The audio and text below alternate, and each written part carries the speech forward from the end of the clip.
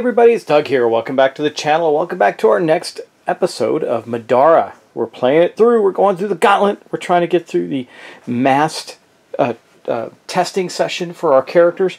And right now we have discovered a new area that we're going to be heading to momentarily. If we're still debating if we're going to try and take out these Givaudan that are there, and I think that we're going to. We're going to give it a go. They're pretty tough, but that's what we got. They're right here. If we can smack them down before they activate, we'll have a much better chance, because right now they're sleeping. We get over there while they're sleeping, and we'll be able to do some serious damage to them. So, of course, once we do get over there, we will wake them. And that is not necessarily a good thing. So, especially if we wake them up too quickly. Right now, it's just us on the board, just the characters, so we're going to do that. But before we get started, we're going to do a giveaway. You saw it in the title. So I think, as I said last time, if you watch the whole episode, you'll see that I said I'm going to be giving away a copy of the game Middara, thanks to Succubus Publishing sending me an extra copy that I can give to you all, and I appreciate it. So we're going to give that away. Now, a couple rules, and they're very simple rules. I want you to reply to this episode, and I want you to like this episode, and you must be subscribed. And in the reply, I just want you to tell me the thing you like most about the game Middara. So, very simple rules. Post what you like about Middara, be subscribed, and like the video. That's it. That's all you have to do, so I can keep track. It'll make it helpful and easy for me to do so, and I will give away to one lucky person a copy of Middara. Now, if you're in the continental United States, I will just ship that to you. If you are not, I will still ship it to you, but I may ask you for shipping costs depending on what that looks like, because this is a big, heavy box. It'd be very expensive to do. So, while I hate limiting things to the U.S., it does make it inconvenient or very expensive to ship. So, guys, that's the rules. Simple as that. And I will figure out how to determine who. I think I'll just use. I have a tool that just allows you to pull it all out and randomize things. So, I'll probably just use that. But, guys, that is in play right now. So, that said, let's get to our next episode of gameplay and get it done. We do have some people with some damage. Zeke still has 3, as does Nightingale. 3 damage on them, so we're going to have to be cognizant of that as we continue on.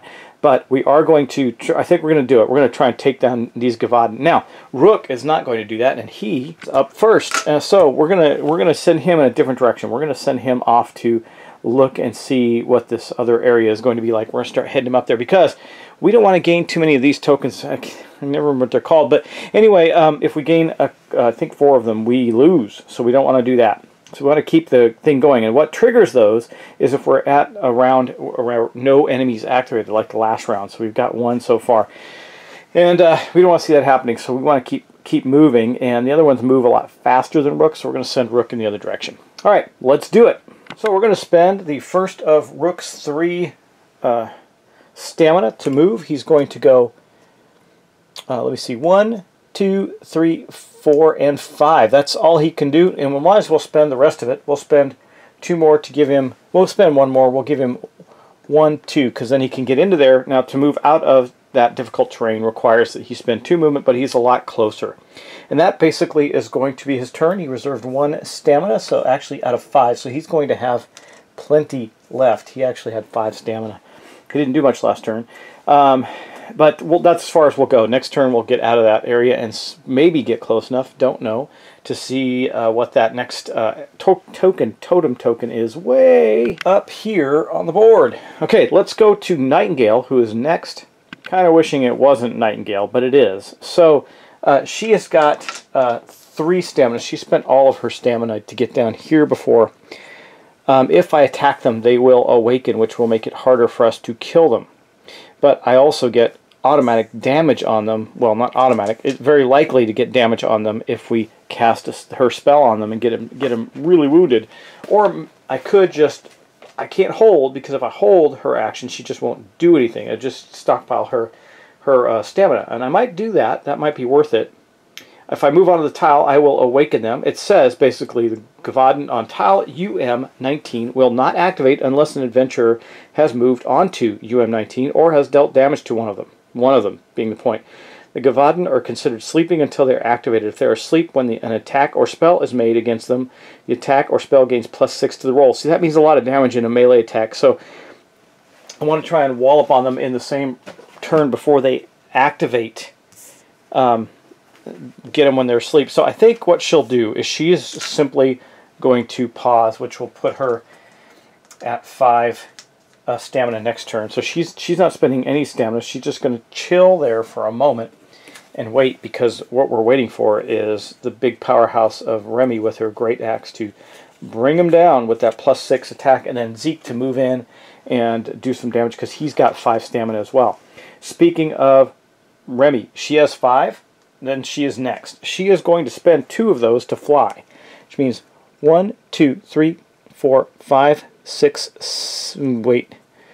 See, 1, 2, 3, 4, 5, 6, 7. She can get right to that one, right there, and she will attack it with her axe. Now, this is going to be +6 because they're still asleep. And I don't think that token there actually does anything specific. There was the objective, the blue objective, which we already uncovered. And I think that this token here is just to denote that these are the sleeping Givaudan. It says the blue objective, or whatever it is. Yeah, I think that's all it is. So, because we have loot, but I don't see anything specifically for. I'm looking through the scenario to see if there's anything more on this. There is not. Okay, so that really is it. All right, let's do that then. She is going to attack with her axe. Kind of wish I'd gotten her up to here, but I couldn't. I'm just going to double check this. 1, 2, 3, 4, 5, 6. See, 7. She has 7, right? She has 6. Maybe I can get her up to there. I'm looking again. Let me look at her stuff here. 6. She does gain an extra movement from her occult shirt. That gives her a 7. Let's try that again. 1, 2, 3, 4, 5, 6. No. 1, 2, 3, 4, 5, 6, 7. Nope. She has to go here. This is where she can get to. Okay, well, let's do that. To reserve some ability to dodge. Well, you know, she does have her passive on her ability on this to dodge, but if I spend that extra point, I could move in between them. I'm still only going to get 1 attack. Would have been better if this was Zeke, but it's not. We're just going to have to act quickly and efficiently. So let us do this. Okay, we are going to attack with her. Now it says when determining damage, this weapon can be. I could empower it. Why don't we do that? Let's do that. I'm going to empower her. Spend the extra. Since she has some automatic dodge capability, I'm going to spend all the rest of her stamina to empower that because we want to kill this thing.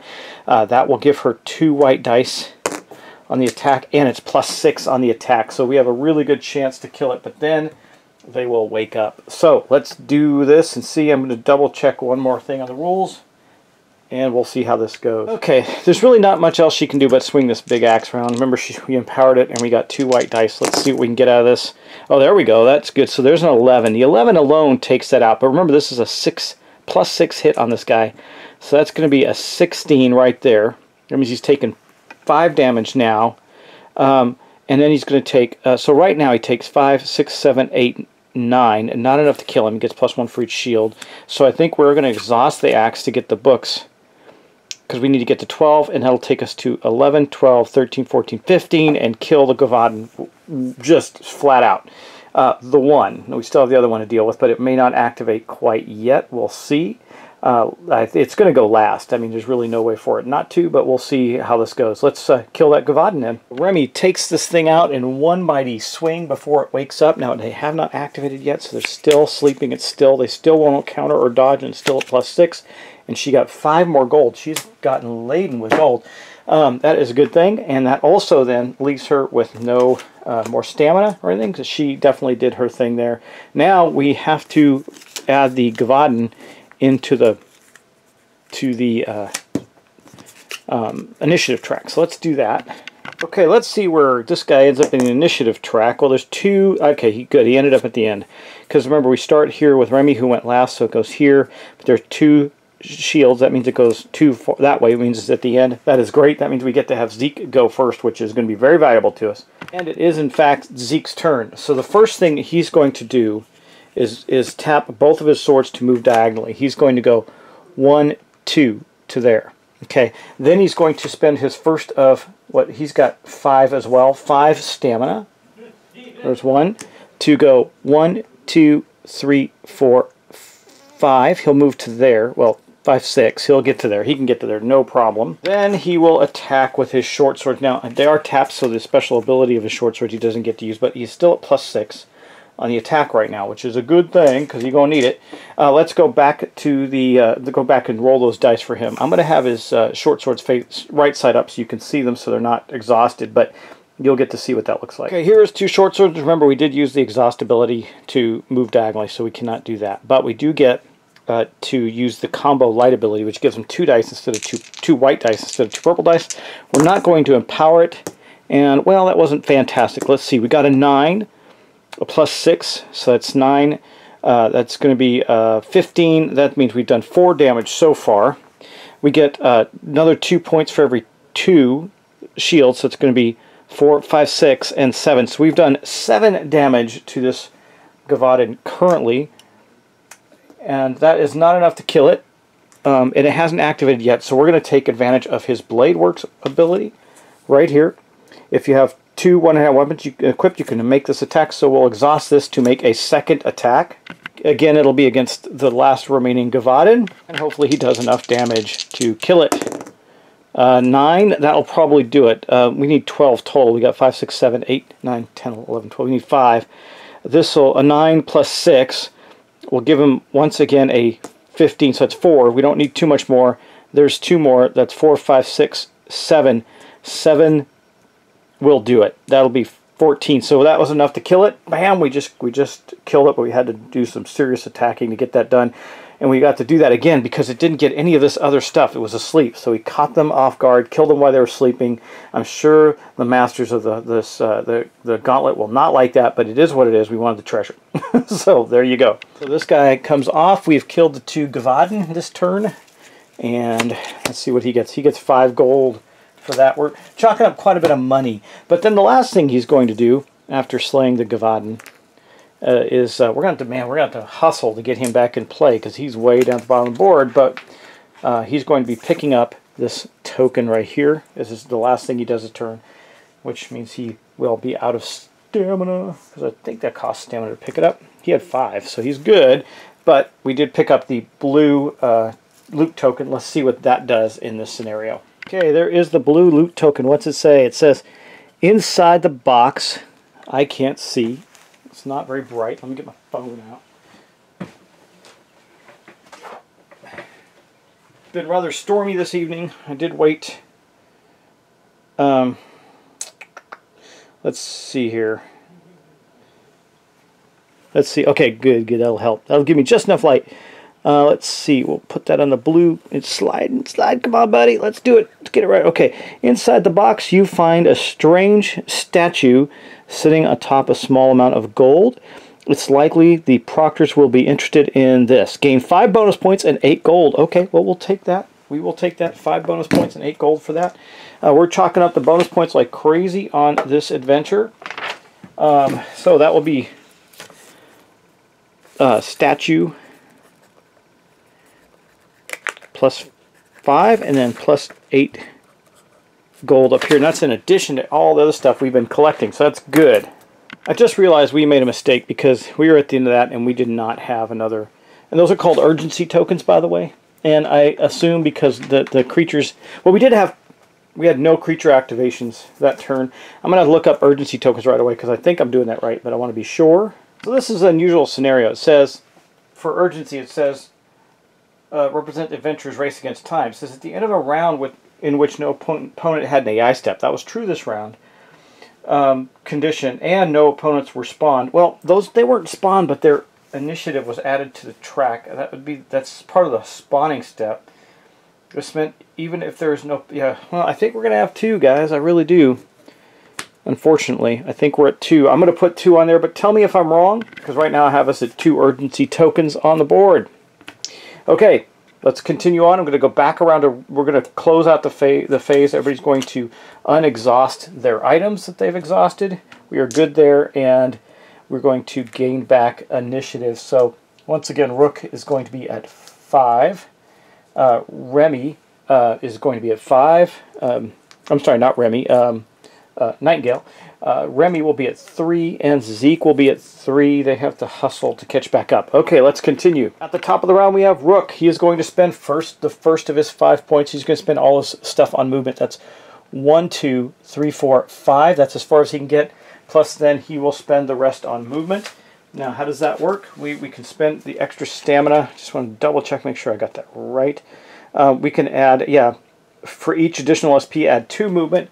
So we will add 1 additional SP out of his 5.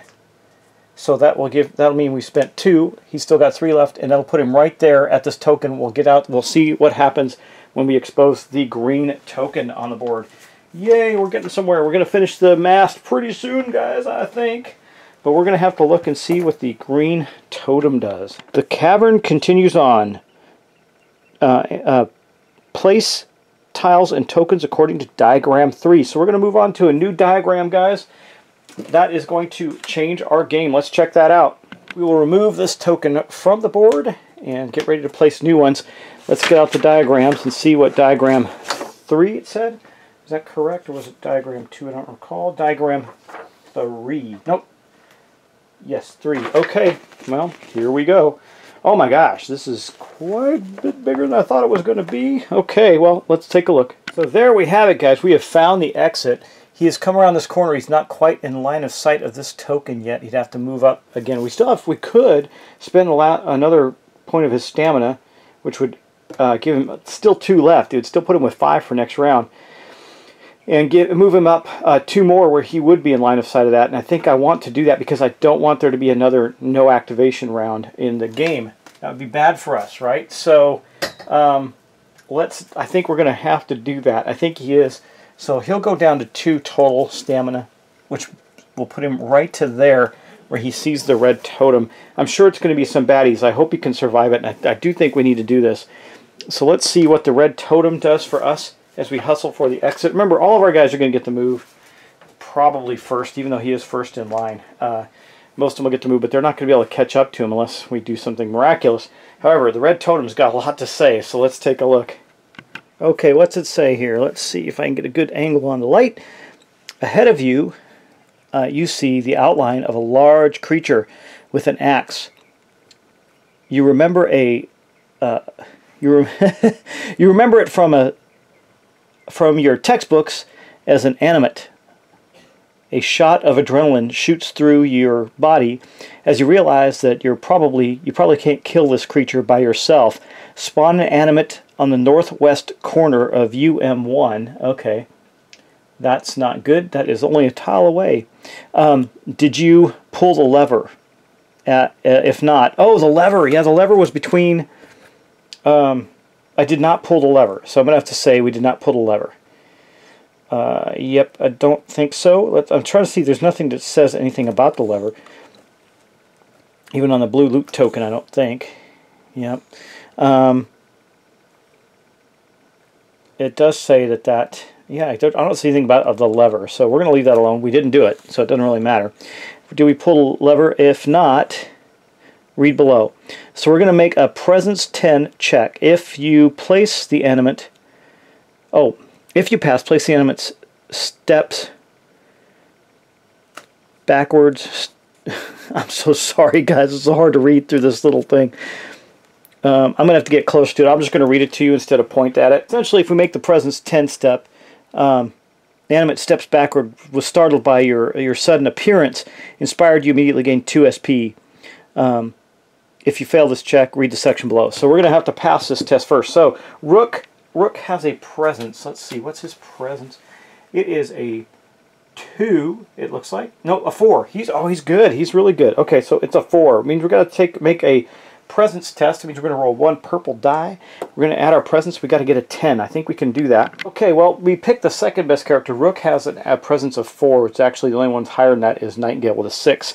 So we roll. Oh man, we rolled a 7. That's no problem. So we did make it. It was still close. 7, 8, 9. Well, by 1. We made it by 1, which means we get 2 SP back. That puts him back at. Yeah, he's got 2 SP to burn right now. I think, right? Does it say right now? Gain 2 SP. If you fail this, check and read the section below. So we do not have to read the section below.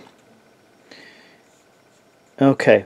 Basically, it I'm just looking to see if I have to do anything. Nope, we're good. We startled the Animate and got it crazy. Let's get that out. We're going to have to get the miniature out. We're going to have to get the its card out and have some fun with that. We're going to battle a big beastie, and then we're going to have to get to the exit. Now, I think the win condition is get to the exit. So I do think in battling the Animate, we're going to have Remy just fly like crazy to get as far as she possibly can and just beeline to the exit. We'll see how this goes. But he can't move any further, so we're just going to have to give him his 2 stamina back and prepare for a dodge next turn. Let me get the Animate out. Well, there he is on the board. Rook is facing off against him. The guy is going to get the move. Let's see what he does. Okay. He has Chains of Perdition. The first time each turn the Animate hits with an attack. Has a follow-up. Make another attack with the same range and damage type against the same target. Heavy Cleave. The first time each turn the Animate makes an attack against an adjacent opponent is an empowered attack. Yeah, we don't want to fight this guy. He's also got, well, his defense is only 9. He's got 18 health though. Wow. Does the Animate have damage? Heal 2 and continue down. So he's going to heal every turn too. Is there an opponent adjacent? We'll make an attack. Is there an opponent with an SOI? Can it move and attack an opponent within range 4? So it's probably going to get an attack on Rook here. Luckily, we reserved some dodging ability to see if we can not be hit. We'll see how that goes. Now we roll to see where the guy goes. Oh, uh-oh. The skull means that he is next. That is bad for us. So he goes right here and is going to go right after Rook. Oh, man, that couldn't have been worse, actually. Could not have been a worse move with the skull. Okay, there you go. So as we read, can he move and attack within range 4? So he can. 1, 2, 3, 4. He doesn't need to get very far. So if he can get to here, he can attack. So he goes 1, 2. Actually, does he try to jump if he can? I think he will. I gotta look at the AI rules. Hold on just a sec. I think that would be totally cheesy to say he's jumping over that when he doesn't have to. So he's going to go 1, 2, 3, 4, 5 to right there and make an attack on our guy Rook. Luckily, Rook has 0 damage on him, and he can dodge. So, plus he's got the highest ability to defend. Let's see what he's got going on here, and he's got some stuff. All right. Yeah, he doesn't have a lot of stuff. He does have his cure, so he'll get some damage reduction and all that stuff. Let's do the attack. So it says move to be up to within range 4. We just did that. Then make an attack 4. Okay, he is going to make an attack. It's not a casting, it's an attack. So it's going to be an orange die and a white die. He's pretty nasty. Sorry, orange die and a teal die. Wow, that's that right there. He is a nasty dude. Okay, let's see what he does against Rook. Hopefully really poorly. Well, that's a 10. I don't think he hit, actually. Let's check Rook's stuff here. Okay, here is Rook's stuff. Rook has a 9 defense. I think it just hit. Just hit him. He has a 10 defense. Okay, so it did hit, just barely. And it says for every book and shield combo gets +1. So there's 11, and that's it. So it did, man, did we get lucky. It totally bounced off his armor. Because his armor says exhaust when you are dealt damage to reduce physical damage by 2. Boom, we do that. He does not take the damage.